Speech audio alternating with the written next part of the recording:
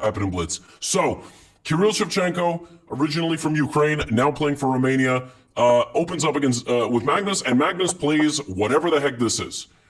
I mean, this is essentially trying to take some punches, right? Hiding behind the guard and trying to land some back. So we have knight to f3, knight f6.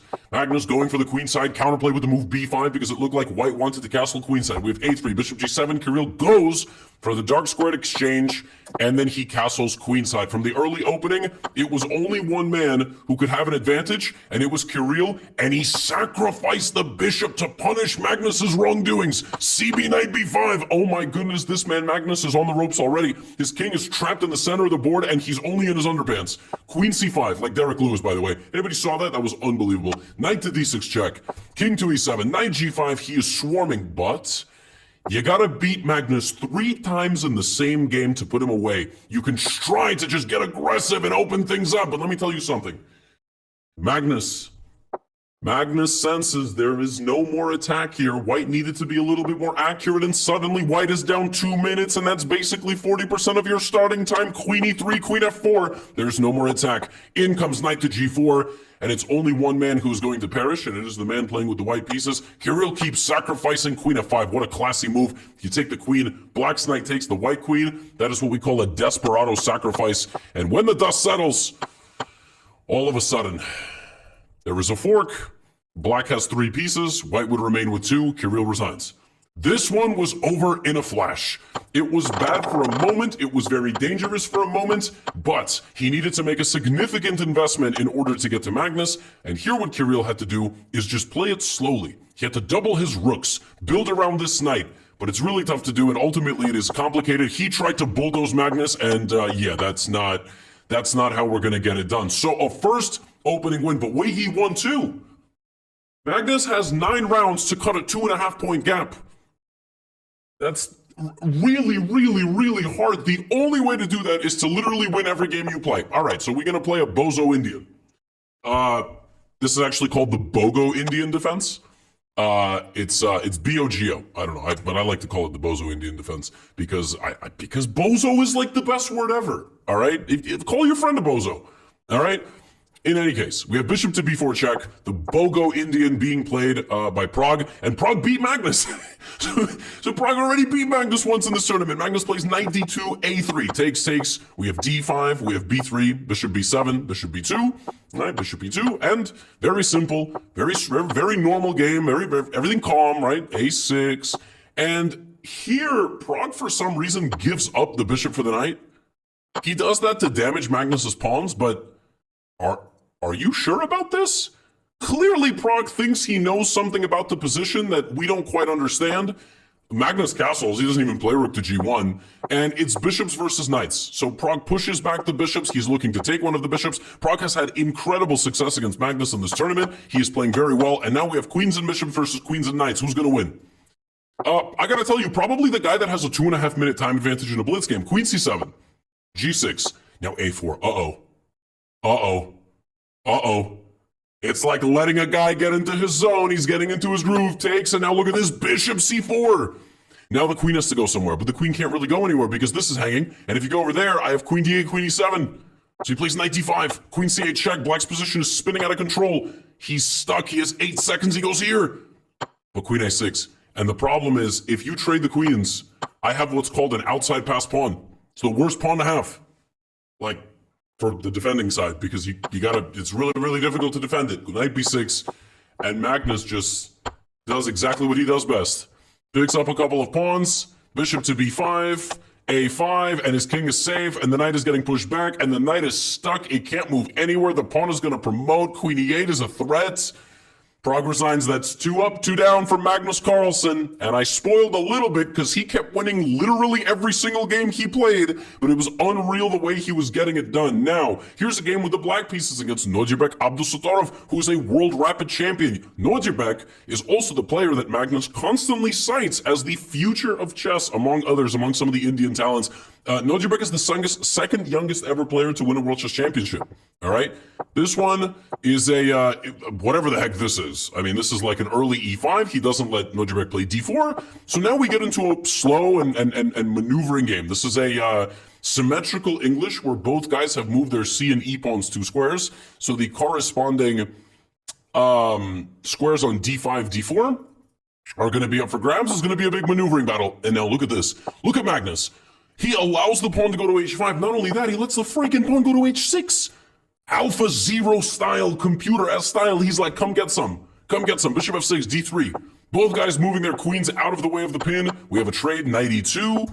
And now knight H2 looking to target the bishop. Very close, but how's Magnus going to break through? He's not possible. How's he going to do it? F4, right? Takes, pawn takes. Okay, give a check. So what? King D1. He's safe. A5, trying to anchor the knight. Nojibek tries to kick out the bishop. Ooh. Uh-oh. Now, the reason you couldn't do that on the last move, by the way, you couldn't play bishop f2, is because I would have stopped you, and then I would have moved my knight, and then I would have gotten your bishop. But the second that you do it this way, with knight f3, it's like you tied your shoes together, and now the bishop is going to live there, and that's all Magnus needs. He plants the bishop on that e3 square, and now castles.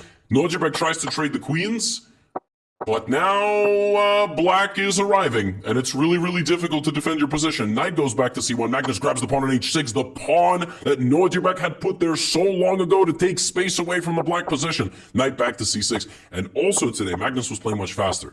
So he has just sort of been a little bit slow and then ultimately gets himself into a situation like he said yesterday. He's bad with low time on the clock, but 53 versus 7, very winnable. Unless Nojibek defends like a genius. Rook h1, Magnus causing him headaches and problems all over the board. Rook to f8, he's now, but Nojibek fighting. Oh my goodness, knight takes g6 here was apparently nearly back to equality, but it was very, very tough to spot. And ultimately, king a2 is played, and I guess Nojibek just resigned because he was going to lose this pawn. And then, I mean, I don't know, maybe he ran out of time there, but that's where the game ends. I mean, ultimately, Magnus is up a pawn. He's going to win a second pawn. Maybe not right away, but because he would lose the pawn on g6. But in this position, yeah, king a2 was played, and that's the end of the game. So maybe Nojibek lost on time. Maybe he resigned. I don't know. But 3 up, 3 down. 3 up, 3 down. You know who else was winning games? Wei Yi. We have a London from Gukesh. Gukesh struggled, by the way. We're going to talk about that later. He ended up in last place. Out of the 8 players, or 10 players, he ended up in a last place spot despite having a lot of interesting games. And it's going to be interesting to see how Gukesh improves his rapid and blitz, because the narrative around Gukesh is going to be very similar to the narrative that was around Fabiano Caruana when he was rising to the ultra elite classical status and contending for the world championship. Is, can he play the fast time controls? Not only because you have to be a universally strong player, you also need rapid and blitz to break the tie in the event of a tie in the classical portion of the world chess championship. Okay, so knight to h5, knight h2, bishop e2, queen e2. I think this Korean cold brew that I had is hitting different. ED. Also, I deadlifted 255 pounds today. So if anybody's been watching any of my socials, last week I did 245 3 times. Today I did 255, despite being sleepy and having bad allergies. But you didn't ask about that, but you clicked on this video, so you're kind of subjected to whatever I want to talk about. Knight to e3, knight e6, and Wei Yi was like a surgeon. He was like a composer. I mean, Wei Yi manages his time really well. He's creative offensively and defensively, and he's so tough to beat. Like, he controls the game. Look at the position on the 15th move, okay? Both guys at 2 minutes, relatively balanced game, and then by like the 25th move, it's 112 to 27, and Wei Yi is completely winning. And he just puts pressure so well. Knight, look at the knight, bro. It went d5, f4, d3. And Gukesh is down to less than 10 seconds. His position is crumbling. He loses a key pawn in his position. Rook e4, knight g4. And it's just a matter of time. You take on e3. White has lost the defender over here. And while Magnus is going on that streak, Wei Yi's like, until they got paired. And I think the winner of this game is going to win the event. I mean, that's right. I don't think that's a crazy thing to say. So, Magnus early on plays a ready. Very principled approach by Wei Yi. We have e4, takes, queen d1, rook d1. By the way, small side note. I'm going to look this up really quickly. I don't think Magnus and Wei Yi have played much. Because Wei Yi is just, I mean, he's not in chess all that often. So These guys have played, including all 3 games of this event, they have played 12 games against each other ever. So before this event, they had played 9 times. That's it, which is crazy. Now, Magnus has a good score against Wei Yi. He does. A lot of those games were pre-2020. They played a lot in random events, but it was like 2016, 2017. Like Wei Yi in 2016 was like 17 years old, right? So they haven't played a whole lot, right? Now, Magnus plays this game very slowly, very positionally, knight to d2, and Wei Yi castles queenside. And from the opening stage, it was Black who might have been able to argue that he has a slightly better position, all right? a5, Wei Yi played aggressively, Magnus played bishop b3, a4, knight bd2, and look at this, Wei Yi's just better with Black. Now, if Wei Yi played energetically here with the move f5, he might have capitalized on that. f5 trying to destabilize the white center. If pawn takes f5, Black takes like this, maybe starts fighting over here, controls the center. But Wei Yi played a little bit slowly. He played bishop f8. And sensing this hesitancy, Magnus completely took over. And suddenly, that's it. Dominance will be reasserted. White is just going to march down that queenside, get the win. That's going to be that. But Wei Yi starts fighting back, protects his king, creates counterplay. Suddenly Magnus's advantage is nearly gone. What? It was like +1. Yeah. Well, apparently, in this position after b4 knight d7, it's not even clear to me what Magnus did incorrectly. This doubling move apparently was wrong, which seems very natural. The computer just kind of wants White to hang out and not commit his rooks. Well, I mean, I don't know about that. Nobody really has any, access to the computers in the games. But rook a3, and suddenly Wei Yi is fine. He's protecting all the important squares of his position, d5, but he's down a minute. He's down a minute, and now you're entering that final phase of the game, that endurance phase, that endgame sharpness phase. Rook a8, look at this, rook d8, defending himself. Magnus keeps asking questions, but Wei Yi is right there playing defense, kicks Magnus's knight out of the position. It's an equal rook and knight endgame. King e2, and now Wei Yi is up on the clock. He's up on the clock, and he plays f5. Now, f5 is a mistake, but Magnus doesn't punish it, and now h4. Bro, this man Wei Yi straight up playing for a win with Black. What? He takes, rook h8, Magnus takes, and plays rook g1. And now there's a very tense moment, because you want to take this pawn if you're Wei Yi, but how are you going to make it happen? Because rook g5. And now if you play king e6, I save the pawn, and then I save my rook, and I'm a pawn up. I mean, it's very ugly, but it's apparently the right way to play. But Wei Yi should have gone for that. Instead, he takes on h4, and now look at this, rook f5. You can't take. And I think this move startled Wei Yi because he took on h3. Here comes Magnus, and then right here, just a disastrous mistake. Magnus creating 7th rank problems for Black, knight f6, knight e4, and here rook f6, rook g6, and they repeated once. And I mean, naturally you go king e7 here, but then I guess rook d5, rook b5. So rook d6, rook h2, and my friends, it took some 60 moves, but Magnus crashes through, picks up a fork here because Wei Yi blunders. He only had 5 seconds remaining, and Magnus wins another game. And Wei Yi had a setback here. He had a setback against Duda. So Magnus is roaring. He is still going for first place. This game is out of the way. Now it just comes down to, will these guys beat everybody else? Vincent Keimer versus Magnus Carlsen. We have a double fianchetto system by Magnus. d5. This is the critical approach. Trying to take space away. Magnus zips his knight into the c5 square. c6. d6. Very solid position, but how on earth is Magnus going to play this for a win? It's not winnable. I mean, White plays rook e1, right? No, okay, we trade. Queen d7, looking to go to b7 at some point. There it is. Queen f3. Look at Vincent. Vincent's like, yo, I know Magnus has to win. I'm just not going to let him. I'm going to trade his pieces. He can't. Look at how is Magnus going to win this position? He can't win. Knight f94. Okay, I can take it, by the way. I will take it. Because if he takes on b2, I'm going to take on c5, and this is a dead draw. Dead draw. I mean, White will just play like rook d3, rook d1 vibe, right? Can't win this, can't lose this. Not possible. Now e1. Okay? a4, solid. Whoa. Magnus gives up the bishop for the knight. He says, Vincent, let's play a rook endgame, bud. Let's play a rook endgame. You know I like those. I'm going to plant that rook right in your face is what I'm going to do.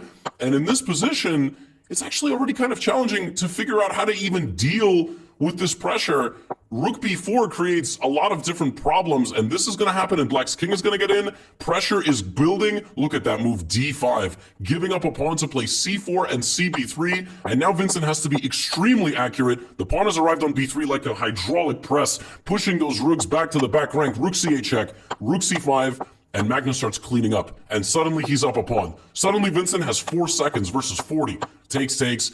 It's 4-on-4, but black has an outside passer. The engine might be able to hold this with perfect play, but the guy sitting playing with the white pieces is not an engine. His name is Vincent Keimer. He's a very talented young man.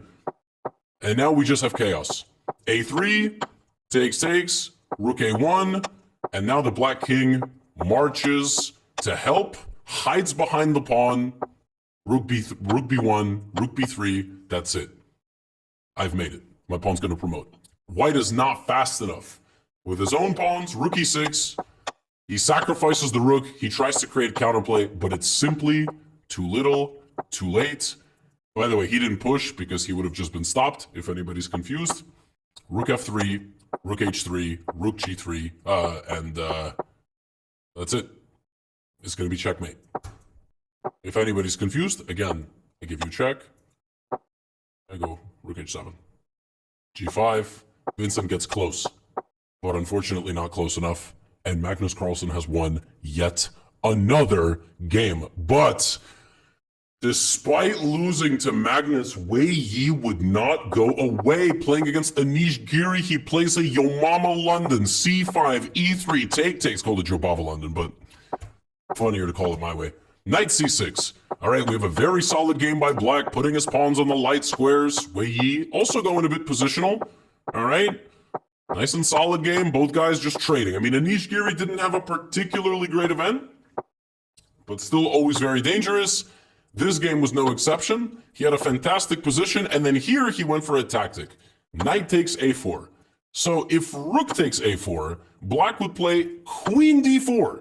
And you can't take the queen because you lose your queen. If you take the rook, you lose like this. So knight takes a4 played, but b3, oh my, that's a fork. You take here, whoa, so the queen is hanging, rook is hanging, knight is hanging. What do you take? Take the rook, of course. But now the knight is hanging. So the knight's got to go here. But now I play rook a3. Knight's got to get out. I take on d5. And now Wei Yi has to, he's got to pick up some of the stuff here. It's all kind of loose, kind of hanging. Rook b5, and he's doing a nice job here, putting some practical pressure. And he goes to this endgame. This is just winning, because black has two major weaknesses, and rook and these three versus knight and these three is winnable. It's very winnable, and there's a lot of problems for black on the defensive side. So now it's just a matter of cleaning up. So he's going to get to the other pawn as well. You cannot stop it. I mean, you can there we go. So he's going to get to the other pawn, and now it's a question of, is this a win or is this a draw? And I think very quickly we find out the constant threat of the sacrifice. He's threatening to sacrifice the rook for the knight and win a pawn because 3 versus 2 is winning in a pawn endgame. King d5, rook a3, and you just dominate the knight. You dominate the knight, you constantly threaten to capture it, you walk your king in, and there we go. That is the configuration you're looking for. Black is forced to make a pawn move, and now black is just out of moves. Black is out of moves. King to e6, rook a8, black can't move a thing. You can take, you still can't move here, rook g8. That's the major idea. Then I'll pick up the pawn on f5, and once I pick up this pawn, you will lose the rest of your pieces because on the next move, you have to lose a knight. Then you will lose everything. Wei Yi was not done. Magnus was winning literally every single game he was playing. That's not an understatement. That's not an overstatement. Over. Back to Magnus. So Wei Yi's winning also. Magnus is winning every game. There's no way. I mean, somebody's got to stop this man, right? So he plays c4, d4. Magnus plays a reverse Benko gambit. This is the level that we're at. Again, Benko gambit with black. C4, c5, d5, b5. Black sacrifices the b and a pawn in a queen's pawn opening to open up the b and a lines. Very interesting opening, very imbalanced. I don't particularly love it because I don't like to just play down a pawn, especially when I'm black. But look at this. Same thing, b4. Same exact concept. CB, A3, boom. Same type of position. So basically, Magnus is playing black, but he's playing white. So because he's playing white, he's getting a tempo up in the opening because he goes first. Okay, d3, e5. Now he's going to wait a little bit. He finally takes back. We're not going to get a... We are going to get a queen trade. Wow. Magnus is just down a clean pawn, but he's just going to put pressure. That's what he's going to do. And basically he's going to say, you can't guard me. He's going to do this. He's going to win a game, and he's going to do the too small motion in basketball. You know, like when he's too small. You just can't guard me. Yeah, can you imagine? That would be so funny. Rook b1. Rook b8. Brings his knight. a6. f4. Look at that. Poking at the center. Looking to take and to take. We have knight g4 by Duda. We have pawn takes on e5, dislodging a defender of the black center, knight f3, and just slowly b5. Okay, very, very important moment, but look at Duda. Duda's down 3 minutes on the clock. It's a very important moment here for Magnus not to overcommit. He's got to create practical chances for his opponent to mess up, not to do something good. Rook d6, e3. Defending. Maybe c5 is an idea. You can't take because you're pinned. Black plays rook c8. Take, knight b5. Okay, now Magnus is a pawn up. So the opening worked perfectly. He won the pawn. He's doing great. Now how is he going to win this position? Rook b3. Friendly reminder, if you go to an endgame, like let's say knight d4, and you go to an endgame, you might lose this. Like this is a very losable endgame because it's 4 versus 3. I have a passed pawn. I'm going to slowly go up the board. So black has to trade the right way. One pair of rooks is fine, and Duda is defending. Duda is very good. He is very good. He's a very good defender. He's very creative as well, very practical. All of that is to say he has 9 seconds on the clock. And just like the many men before him, he might do something goofy. You can't take that pawn, by the way. You cannot take this pawn because of rook to d7. And then knight e5 is a fork and you win. So king c6, he doesn't blunder that. Bishop e6, rook a6. But again, you can only do so much when you have no time. Rook d6, he wins this. And now all Duda has to do is win this pawn. Now with the rook, he can trade it. Rook and knight versus rook is a draw. But Magnus is not going to let him trade it. Look at this. And now he's going to put the rook on g6. Well, Duda's still looking for a way. Rook here. Uh-oh. Knight d4. Knight e2. I mean, that pawn is just that. Literally, that is the only thing surviving in the position. King e3. Uh-oh. Uh-oh. Oh, Magnus gave away the pawn. No, he didn't. Because this. But rook h3. But this is a counter check. King f5. Oh, that's it. Duda's made it. Rook a5. Rook a4. Why didn't he take? Why did he take? Now rook f4 check! And rook a... Ooh! And now you lose. Duda hallucinated. He just hallucinated. He just forgot. I mean, he must have thought he was getting mated or something. He must have thought something. Duda just went back to f5. And now Magnus wins. Because you stop the pawn from being taken, and you win black's pawn. And now you win. Oh my goodness. An unbelievable turn of fortune there. No, but I mean, this is what happens. I mean, in chess, you earn your luck. You know, sometimes this is what happens. There's just nothing anybody can do to stop you. And guess what? Absolutely nobody could do anything to stop Wei Yi. I mean, at this point, they were just taking all his pieces. Like, 2 games ago, Anish Giri played in a way with black, and Wei Yi played in a way with white, where like you just trade the pieces. Like you just go for a position where white can't do anything. And here is no different. They're just trying to play simple chess. They're not trying to calculate that much. They're playing a queen's gambit decline, very solid. Arjun's like, with less pieces on the board, I can't lose. All right? Can't do anything goofy. Just not going to let Wei Yi get active. I know Wei Yi likes to be active. I'm just not going to let him be active. All right? Wei Yi, meanwhile, is just stalling. By stalling, he gets himself into a slightly worse position, and now Arjun has to pounce, okay? Because you got to play the best move. So he pounces, right? Takes, targets the pawn on c6, but now Wei Yi's got an open and active board to operate with. We have bishop d5, queen d5. You lose the pawn on b4, but suddenly counterplay is being created. Knight f6. No, but this is just fantastic from Arjun. What? Arjun sacrificed his queen. And I think what Arjun had calculated was rook a8, rook c8, rook c8, rook c8, king h7, knight g5, king h6, knight f7 check, and wherever the king goes, rook h8 is mate. So take, check, here, king h7, knight g5, king h6, knight f7, king h7, rook h8 is mate, and if king h5, rook h8 is mate. All of that makes perfect sense. All of that makes absolutely perfect sense, except knight f7 is protected by the queen.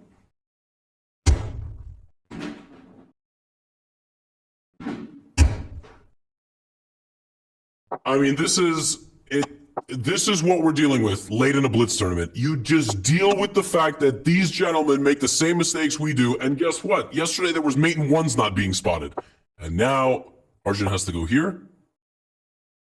And maybe he thought he was still winning. Maybe he thought he saw all of this and was like, "Oh, I'm still winning," because how does he stop rook h8? Yeah. He stops it in a very heartbreaking way. The craziest thing is, like, knight h7, rook h8. I mean, how do you survive this position? You survive this position because there is a sequence of moves that wins. And the sequence of moves that wins, if you play rook h8, is queen to e3. I take the pawn with a check, and I win the knight, and then there's no mate. I mean, it looks like it's game over. Black is completely mated. Nothing can be done. Check. Whoops. Check. If this or this, you take, and then you take. If this, you force the queen. King up. Take, and then you take. And suddenly, Arjun realized he was losing. This is just a losing endgame, and that's it. I think they played a little bit more, but Arjun resigns. Unbelievable.